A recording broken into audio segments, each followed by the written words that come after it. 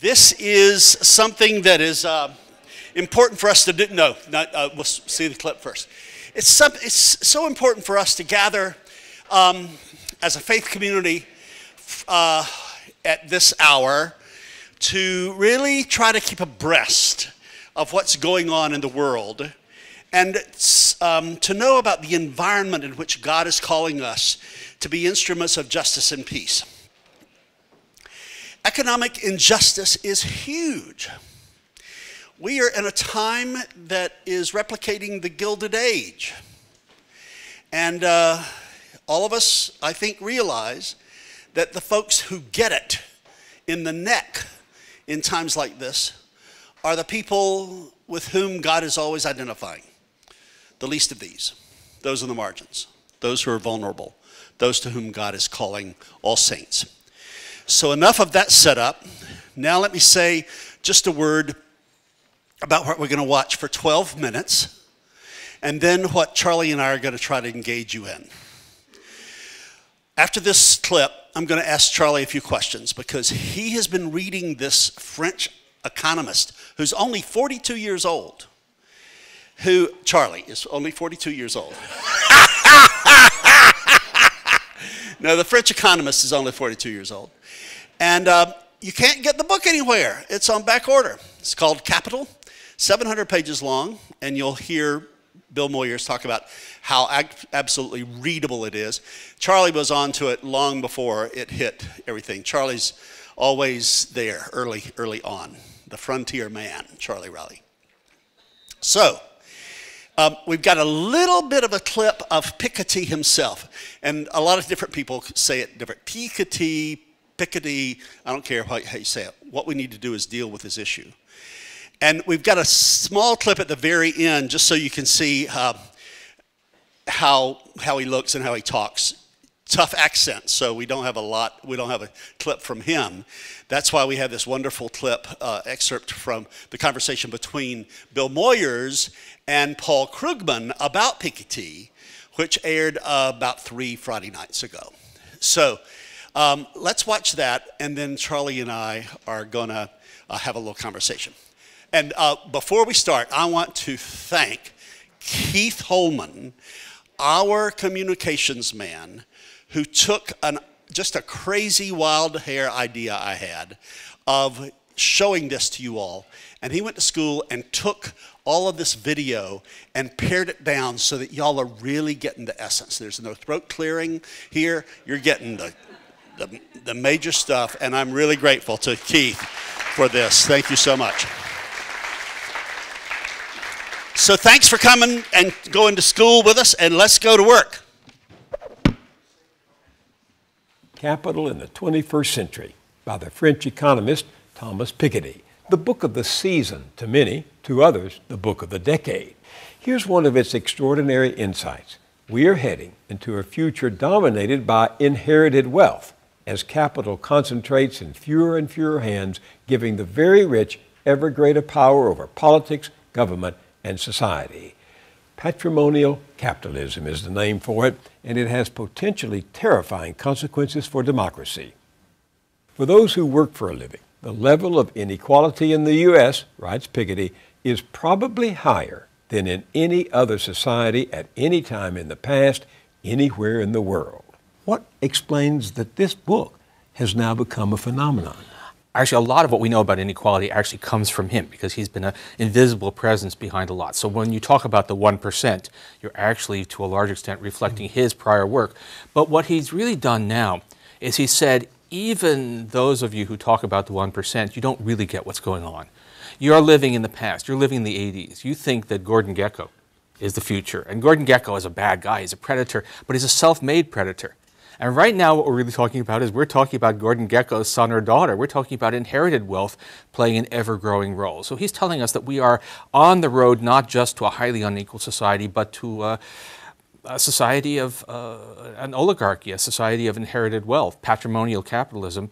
And he does it with enormous amount of documentation, and it's a revelation. I mean, even for someone like me, it's a revelation. I was going to ask, what does Paul Krugman have to learn from this book? Even the title, the first word in the title, capital, we stopped talking about capital. Even people like me stopped talking about capital because we thought it was all about human capital. We thought it was all about earnings. We thought that the wealthy were people who one way or another found a way to make a lot of money. Right. And we knew that that wasn't always true. We knew that in the Gilded Age or in the Belle Epoque in Europe, which he prefers to talk about, that high incomes were mostly the result of having lots and lots of assets. But we sort of said, well, that's not the way things work anymore. And he says, oh, yeah? It turns out that you're wrong, that it's true that right now a lot of high incomes in America are people who didn't start out all that rich, but we're rapidly moving towards a state where inherited wealth dominates. I didn't know that. I should have known it. I should have thought about it, but I didn't. And so then here comes this book with, I mean, it's beautiful. It happens to be analytically beautiful, if that makes any sense at all to the viewers. As you know, I'm no economist, but I found this book, as I said in the opening, just very readable, and suddenly there'd be this moment of epiphany. Yeah, it's a real eureka book. You suddenly say, oh, the world is not the way I saw it. The world, in fact, has moved on a long way in the last 25 years and not in a direction you're going to like, because we are seeing not only great disparities in income and wealth, but we're seeing them get entrenched. We're seeing them become inequalities that will be transferred across generations. We are becoming very much the kind of society we imagine we're nothing like. Here's Piketty's main point. Capital tends to produce real returns of 4 to 5%, and economic growth is much slower. What's the practical result of that? What that means is that if you have a large fortune, suppose that our family has a large fortune, the inheritors of that large fortune can live very, very well. They can live extraordinary standard of living and still put a large fraction of the income from that fortune aside, and the fortune will grow faster than the economy. So when you have a situation where the returns on capital are pretty high and the growth rate of the economy is not that high, you have a situation in which not only can people live well off inherited wealth, but they can actually pass on to the next generation even more, an even higher share. You're talking about a situation in which dynasties come increasingly to dominate the top of the economic spectrum, and a tiny fraction of the population ends up very dominant. When you have, it's what Teddy Roosevelt could have told you and did, that when you have a few people who are so wealthy that they can effectively buy the political system is going to tend to serve their interests. And that is going to reinforce this shift of income and wealth towards the top. So the big expansion of inequality in the United States since the 1970s has so far been driven by high salaries, high bonuses, and so on. That's where we are now, but our image of the top is really a quarter century old. It is about the way things were when these great fortunes were just getting started, when we were just seeing the explosion of inequality. But we're well along the way towards one in which it is, in fact, an older thing, where people accumulate capital, pass it on to their heirs, and you get these dynastic wealth. Looking forward, he's telling us that the story is already changing, and it's going to change more. So we are going to probably, unless something gets better, we're going to look back nostalgically on the early 21st century when you could still at least have the pretense that the wealthy actually earned their wealth. And by the year 2030, it'll all be inherited. Why is, as you said, redistribution such a noxious word in our political system? I think mostly it's just because there's a very effective apparatus of TV and print media and think tanks and so on who hammer against any suggestion of redistribution. They've managed to convince a lot of people that it is somehow un-American, which actually, if you look at American history, that's not at all true, but it's just been pushed very hard. I think also in the United States, look, we have to admit it, that race is always lurking under almost everything in American life. And redistribution in the minds of a lot of people means taking money from people like me and giving it to people who don't look like me. And I think that is a big difference between us and Europe. You do know that conservatives are regularly, consistently saying that inequality doesn't matter, that if the very rich were less rich, it wouldn't really make a difference to people out there working for a living. But of course, what Europeans do, which is to tax the rich and use it to provide benefits to people lower down the scale, that makes a big difference. That can make an enormous difference. You can take a few percent of national income, take it away from that top 1% and direct it towards the bottom 20%. That's a tremendous gain in the quality of life of the bottom 20%. So just think about, actually, we have a health reform.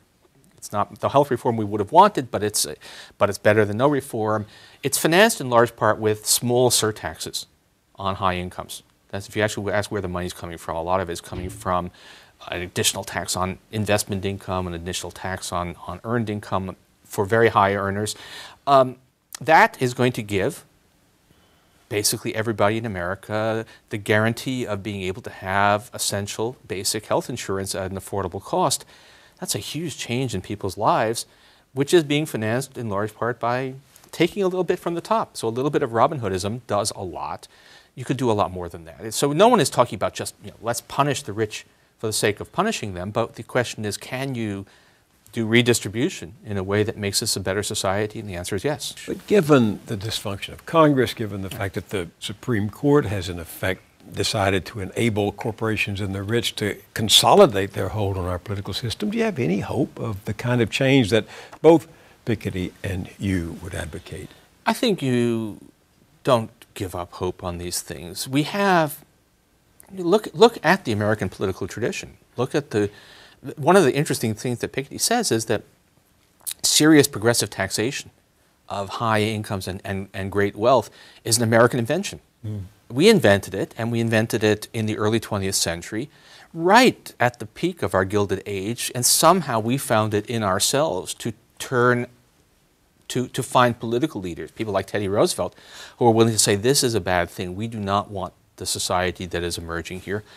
So I think things can change. You don't give up hope on this, that given consistent argumentation, given events, and perhaps, as people become more aware of what is actually going on, then there is a chance of changing things. Do we know that? No, but there's nothing in what we know now that says that you should give up hope of being able to change this even without catastrophe.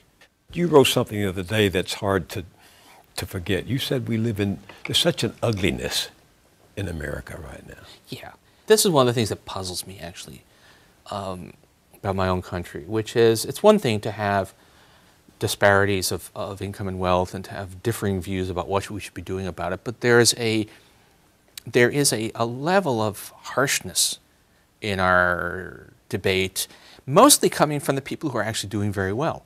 So, we've had a parade of billionaires whining that about being, the incredible injustice that people are actually criticizing them, and then comparing anyone who criticizes them to the Nazis. It's almost a tick that they have.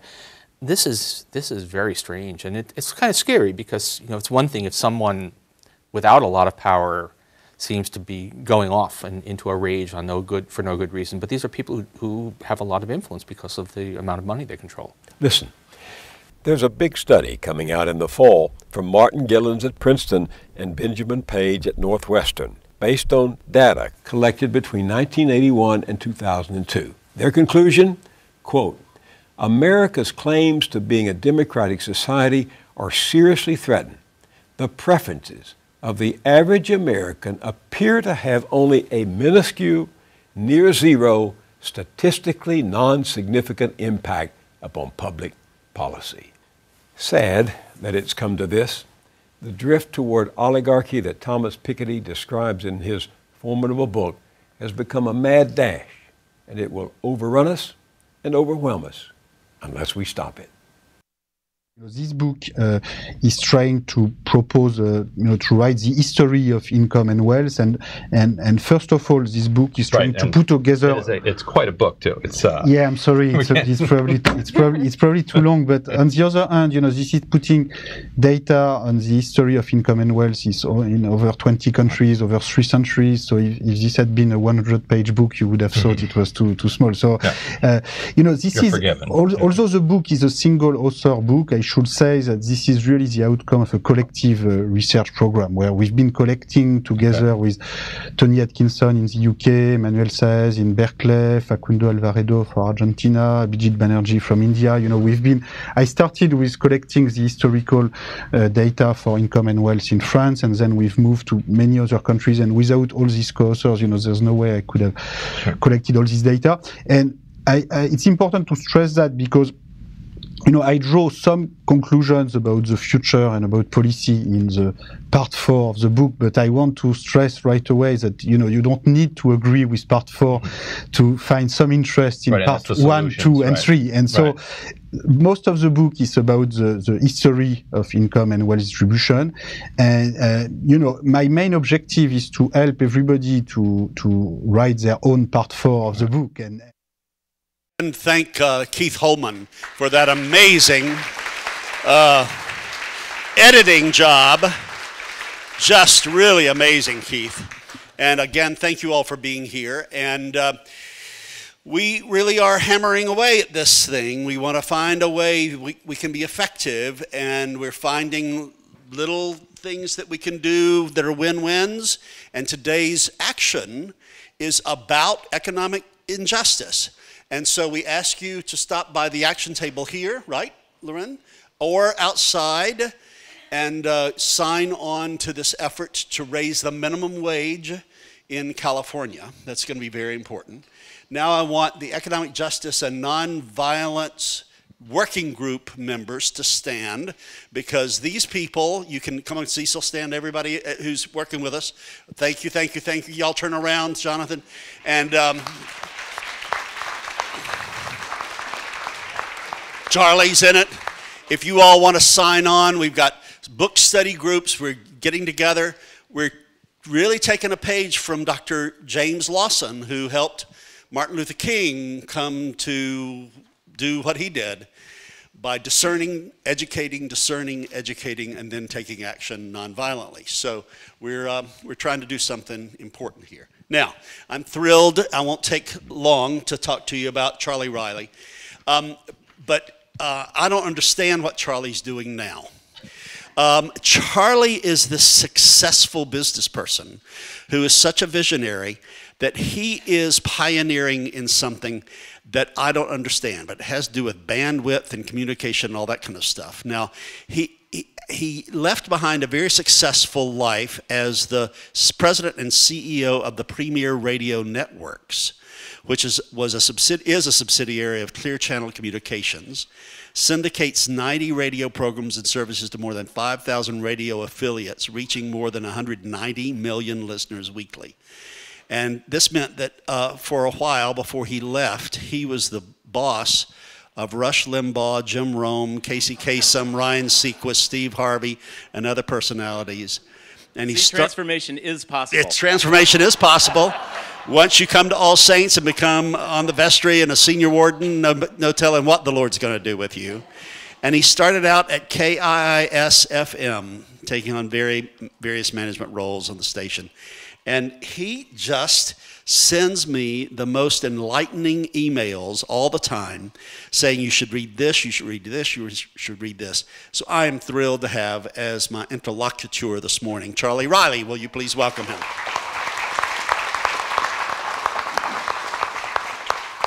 So we want to get to some questions, but I think that since Charlie has been on to Piketty for quite a while, we need to hear a little bit. So Charlie, if you'll just start out and tell us about the difference between income and wealth, if you tell us about how this guy is changing the conversation that Krugman says we've had for 25 years, and now he's changing it, and your own kind of personal impressions of Piketty and his work, please. Well, I think it's reassuring and hopeful that Moyers and Krugman are catching up with you, me, and All Saints. So I'll start out there. I think it's important to have a quick conversation, and probably way elementary, about the difference between income and wealth and how they relate to one another. Income is the flow of resources to us, sort of on a period, a month, a year, if you think about it in those ways. And then wealth is the stock of resources. It's what's left over and saved. I think a way to think about income and wealth is the annual harvest as income, sort of what I harvest from my fields, and then wealth being the storehouse, what I've stored up over time and what I have to call on. The real kind of big point, I think, for Piketty is this growth of the return on capital far exceeding the ability of the economy or sort of national incomes to grow. So that then if you couple that with tax rates that tax that capital-driven income at lower rates than ordinary rates, people who have resources, have big stock, have big wealth, see that wealth increase dramatically through the power of compounding over time. Now, I sort of joke about the world catching up to us. I think there's been a disconnect between people's observed reality of what's happening in the economy, the way people experience their lives, the way people are struggling to make ends meet, to save money, to pay for their house, pay for educations, and the way the commentariat class, the pundit class, has reported on it. And Piketty, in what Krugman calls beautiful analysis, he really does impeccable analysis, use data sources that are unarguable, and puts it together in a way that just shows there's an incredible concentration of both wealth and income. And one of his past collaborators is a professor by the name of Manuel Saez up at Berkeley, and he just has put out some research in March based on IRS data, imputing the wealth of people. And really what we have is it's not a top 1%. It's not even a top 1/10 of 1%. To be in terms of wealth, to be in the top 1/10 of 1%, you're talking about a net worth of $20 million. It's really a phenomenon that really where wealth increasing is happening is in the top 100th of 1%. If you're in a room of 10,000 people, that would be one person in that room. Now, I know that's a long answer to your question, but it sort of sets it. No, it's perfect. So let's talk about the 20% at the bottom. I mean, the point that they were saying is just a little bit of sharing from the group you've just described would make such a difference in the life of the people at the 20% bottom. I think there's a powerful example from the private sector. You hear a lot about Walmart and the Waltons, the 6 heirs to the Walmart fortune. They receive dividends of about $1.6 billion a year, just those 6 people. Collectively, those 6 people have more wealth than the bottom 140 million Americans. It's astounding. Think of that. 6 people versus 140 million. Then if you think about the financial structure, the economic model of Walmart, where you're paying people $7.75 an hour, you're scheduling, and purposefully on a standard operating procedure basis, scheduling people so that they don't qualify for the most basic benefit plans, to screw people out of that, sort of the minimum level, and that these people are taking, and if they just took 800 million instead of 1.6 billion, that you'd be able to give all of that workforce a gigantic raise. It's just these trade-offs that have no sort of sense of morality, to them. So I think that's a powerful example of how this is the aggregation that's happening at the very highest levels. Now, I asked Keith to slip in that little paragraph of a conversation about the role of racism in this. There were a lot of things that had to be left on the cutting room floor.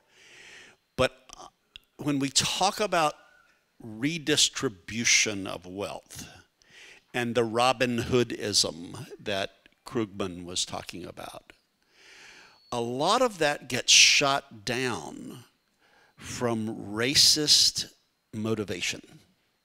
And I think that we as a faith community have to acknowledge the role that racism is playing in this growing gap. So could you speak to that, my friend? Yeah, I think for us, it's so foundational. It goes right to the baptismal covenant of the Episcopal Church, right? I'll Preach it! Seek justice and peace and respect the dignity of all persons, right? So how on earth is it in any way dignifying to take and pay people $7.75 an hour, schedule them so they can't get benefits, and then take $1.6 billion out of that company, right? That there's no way that looks like dignity. If you think about justice, what is just about a tax code that has an executive assistant taxed at twice the effective rate as their hedge fund or private equity boss sitting in the office? It's insane. It's completely unjust. What about peace? What's peaceful about a family of 2 people, a mother and a father, mother and a mother, dad and a dad, trying to make it on $7.75 an hour, less than $20,000 a year, putting it together, less than $40,000 a year, in the kind of economy we live in? That's violent. It's not. maintaining a system like that, in my view, is violent to those people. So to me, it's completely foundational.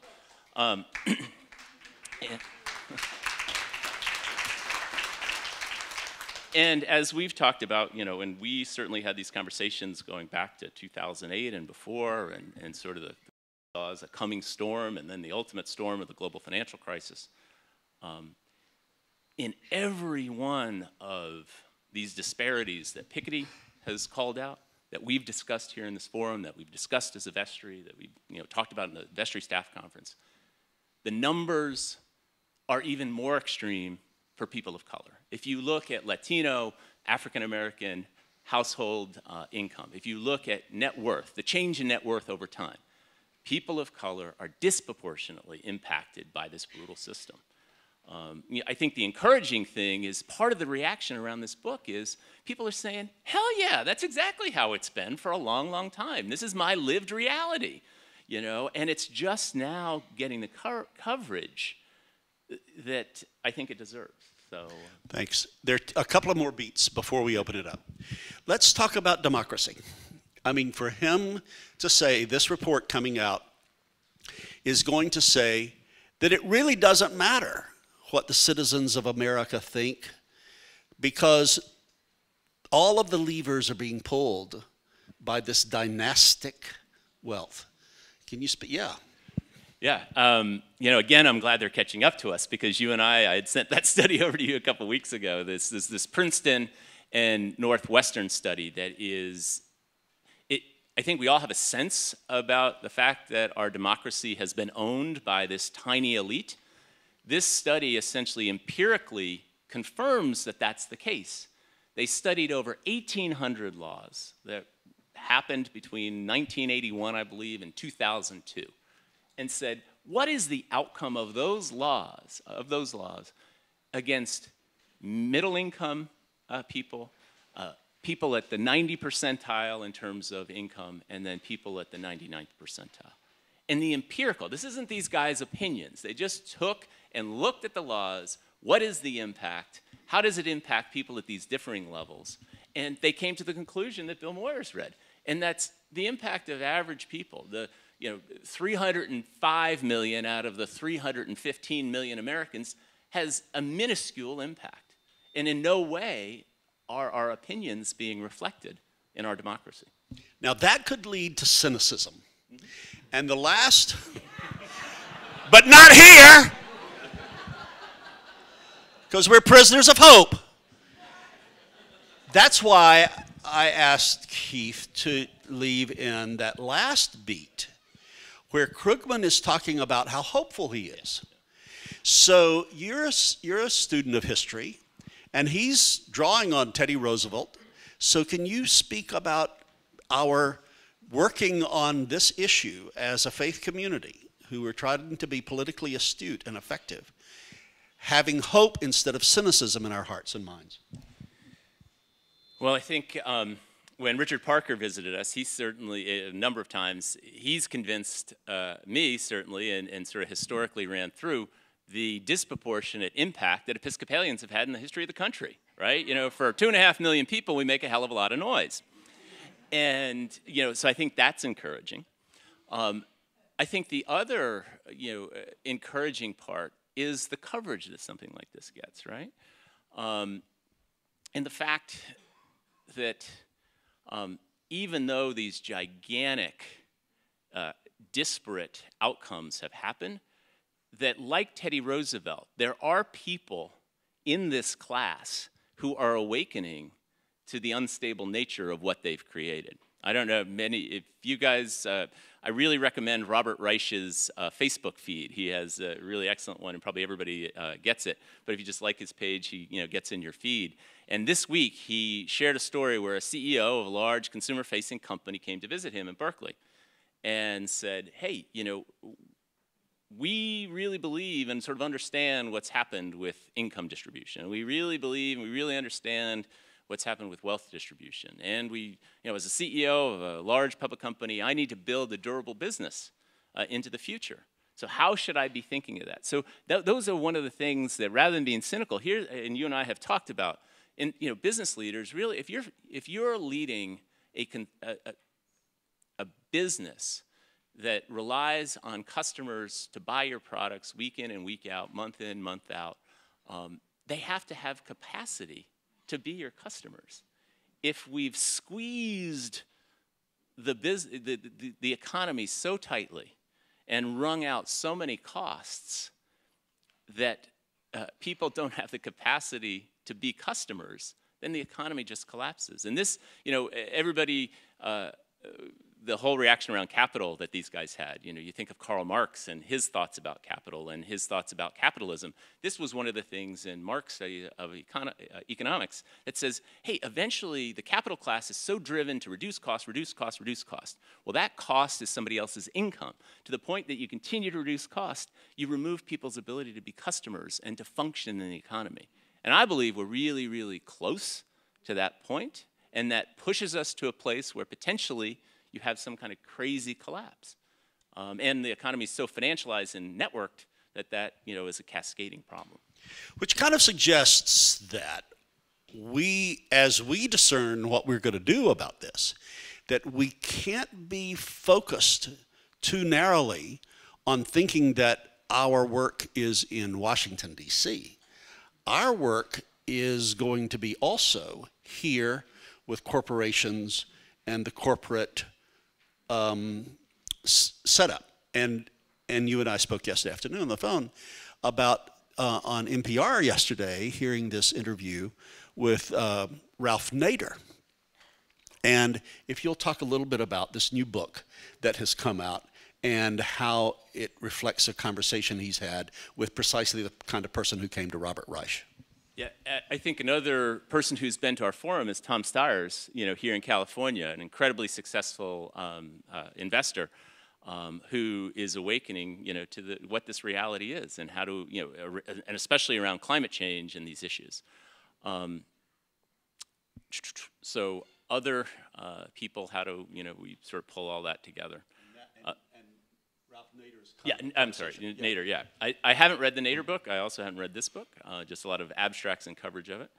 And the fact that there's a convergence of interests, that this left-right divide has probably played itself out from an economic standpoint about as far as it can, and that Ralph Nader sees the potential for these interests to actually begin to align and to begin some reform. And if you think about the Roosevelts, these are guys of incredible privilege.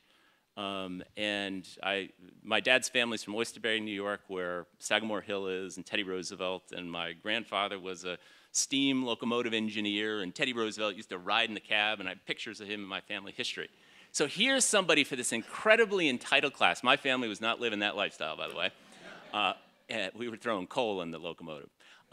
And here's somebody that comes from this incredibly East Coast, Brahmin, privileged existence, who stood up and said, hey, wait a second, we've got to reform this. The Sherman Antitrust Act that disappeared in terms of enforcement in the 80s, all begun in that window under Teddy Roosevelt. Teddy Roosevelt, there's a Republican who I could get excited about. Then you think of Franklin Roosevelt, same thing. He stood up to in his words, the economic royalists of his age. So I think as people who are of the class and have had the privilege and seen this incredible compound growth rate on capital and the incredibly low taxation rate that has allowed these fortunes to explode, I think as those people, the people who can awaken around that and can catalyze that conversation and begin to focus people on the interests where left and right converge, that's hopeful. It's really hopeful, and Nader actually was saying that this man with whom he's had a conversation, and apparently this book, which just came out last week, is talking about the conversation, that this man has come to him and said, it is not good for capitalists to have a corporate state. We have got to dismantle the corporate state. Now that is pretty doggone amazing. So this is about all of us being on a journey together and staying tuned. If any of you in this room or anybody who's streaming can get me a yes to my invitation to Robert Reich to come and speak to us here, Or to Ralph Nader. If any of you all are still loving Ralph Nader and he's loving you, then we want him to come too, because the way we get people to come to these forums is through our relationships. So I welcome all of your help. Now, let's have, we have time for a couple of questions. So here we go right here. Let's take these two real fast. Go ahead, Norm. Go ahead. They'll take care of it. Apropos to our action today, Right. is there hope that the state of California, in which we are, could set a model of a new direction? No, I think in our last forum I talked about how hopeful being a Californian makes me. And if you just think about how the state has led on the issue of climate change and our conversion to more sustainable energy, I think there's a very similar model where the state can lead in terms of economic justice and minimum wages. Slave wages and negative wealth. What I think about when I'm wearing these Converse sneakers that were made in Vietnam, and I think about my heritage that my family goes back to the 1740s as African Americans. You know, we were not compensated. We were redistributing our wealth to a different class until the 1870s or thereabouts.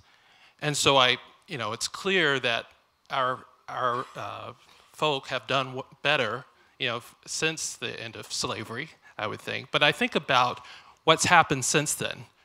All that labor that is now being, the low wages that are now being had by our Native American and Mexican American folk or Mexicans here working in the fields, as well as our brothers and sisters in China and Vietnam. You know, I think the history of slavery and virtual slavery really needs to be discussed, because that to me is where all of this concentration of capital is moving from the labor hours of those who really don't have the power to those who have it. Responding to Justin, I mean, he's bringing up the global perspective that Piketty's book, I'm talking like I've read it, but that Piketty is bringing out this global perspective as well. So if you could kind of respond both to this global slavery, American slavery, and then the other. Yeah, I mean, if you think of Paul Krugman's Nobel recognition is around this issue of how labor functions around the planet and how trade happens around the planet. So here's this man who is recognized as a Nobel laureate and is on this video saying, and I didn't really know about this concentration of wealth thing. So there certainly is an awareness there. And I'm always drawn to the Walmart example and that film that was made, you know, the high cost of low price. And it's like, what are we willing, how are we willing to balance the economic choices that we make with the impacts? It was Dr. Jane Goodall here, I don't remember the exact quote, but talking about you really are making decisions about the outcomes in the world at moment to moment and day to day in everything we do.